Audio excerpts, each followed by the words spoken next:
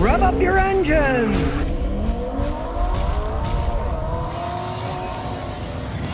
All right, people always asking me about Subarus. Today, we got a 2012 Subaru Forester that the original owner came with it. She bought it brand new. It has 160-something thousand miles. So we're going to show you the good and the bad and the ugly about Subarus. 2012, it's a more modern. The original ones, they were station wagons, right? And now you can see, this is evolving from a station wagon to an SUV. It has more room in the back, but not as much as a regular station wagon. Now, the biggest con of this particular one is a little less than 100,000 miles. Subaru did give her a new short block. It was burning oil. They put a new short block in it when it was almost 100,000 miles, so they stood behind their warranty. I'll give them that. But on the other hand, this old CR-V that's got 160,000 miles is still on its original engine. It runs like a clock, and so is my '07 Matrix back there. The engines has never been touched, and they still run like a clock. So that shows you that the Subaru engines aren't as well made as Toyotas and Hondas. There is no arguing that. This is the older style Subaru Boxer 4-cylinder engine.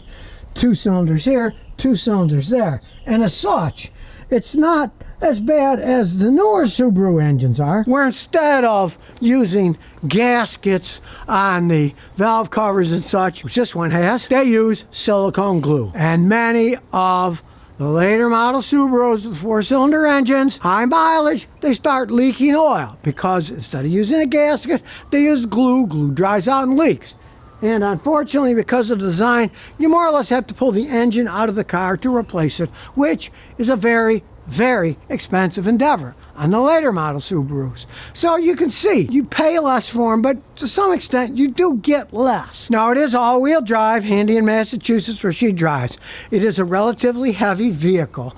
In town, she gets about 23, and on the highway, she gets about 26, because realize, it is a Subaru. It is an all-wheel drive car. You can't shut off part of the drive and use it for two-wheel drive. It's all-wheel drive, and of course, it's going to get a little bit worse gas mileage, plus it's an older vehicle. 2012, it still has conventional fuel injectors. That's the kind of gas mileage you're going to get for an engine of this size. If it wasn't for the block having been replaced, and it was running as good as it is now with 160,000 miles, I would have said, gee, that's a pretty good engine. On the other hand, the whole block of the engine had to be replaced. It wasn't built that well. There's just no arguing that.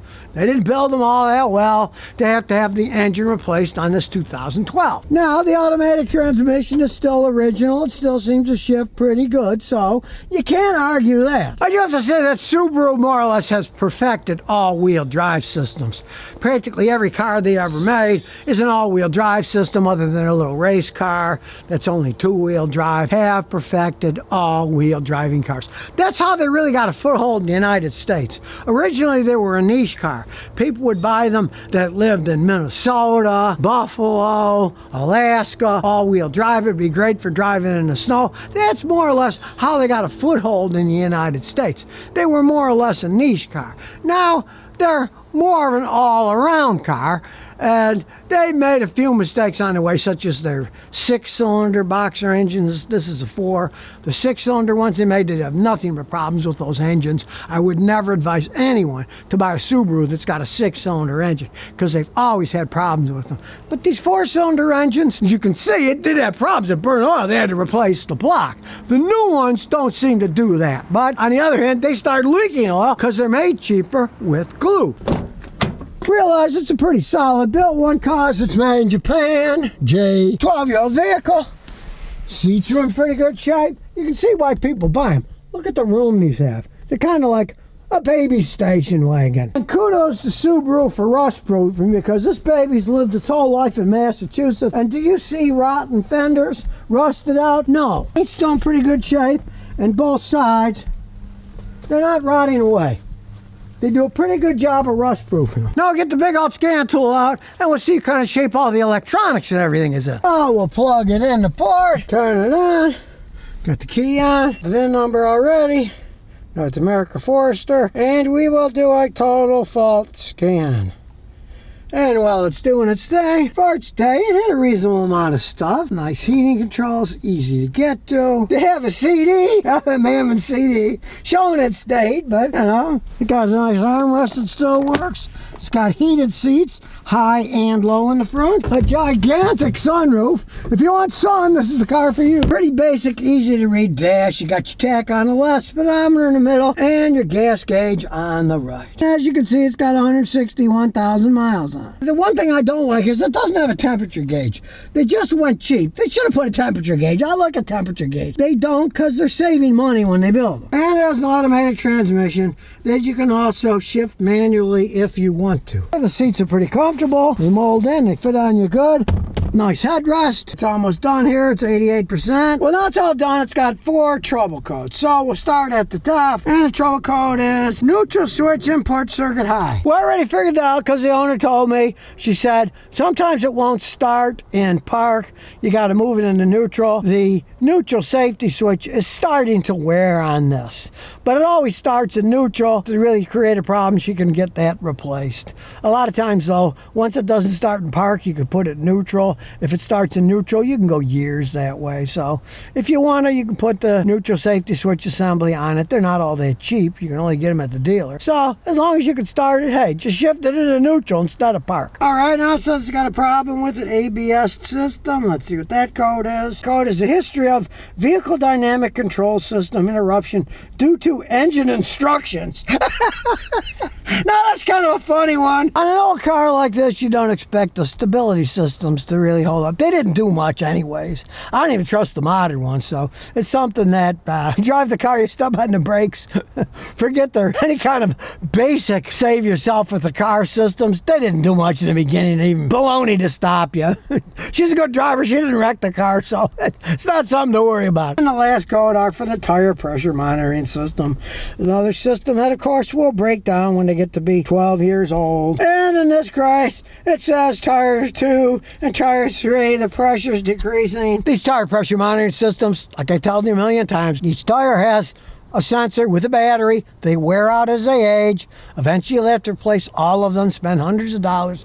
Just get a tire pressure gauge and bypass it all. Check them yourself. And we'll start analyzing it all. Not bad. The air-fuel ratio learning is 0, meaning it's perfect. Battery voltage is good. Fuel injector pulse is good. Fuel sensor 1 is 0.99. 1.00 is perfect.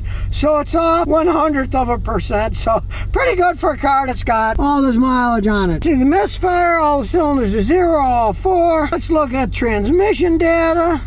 Here's the transmission system. Low clutch, high clutch, 100%. Hey. This thing's in excellent shape. So let's take it for a spin. I'll backing it up for a road test. It's an old car, so there's no backup camera. Even though it's got 161,000 miles, it idles smooth as silk. Relatively high up in the air, so it goes over my bump with no problem. Now, with all this mileage and being 12 years old, I'm going to assume a little bit of bumps are going to happen when we get on these horrible Rhode Island roads, so not too bad, you know? Not too bad. One thing I do hear, though, is going to need a rear wheel bearing. Hear that noise?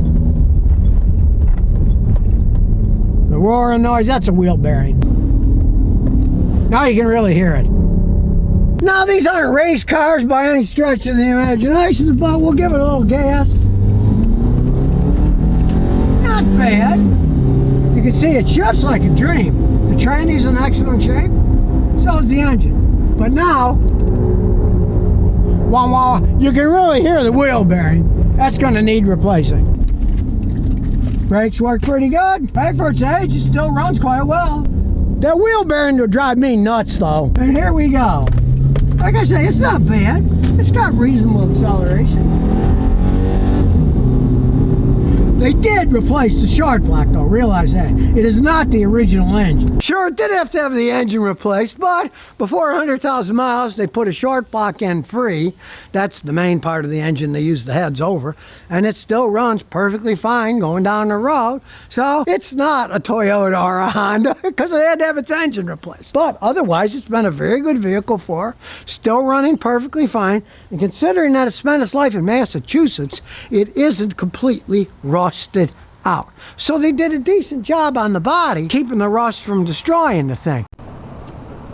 So if you never want to miss another one of my new car repair videos, remember to ring that bell.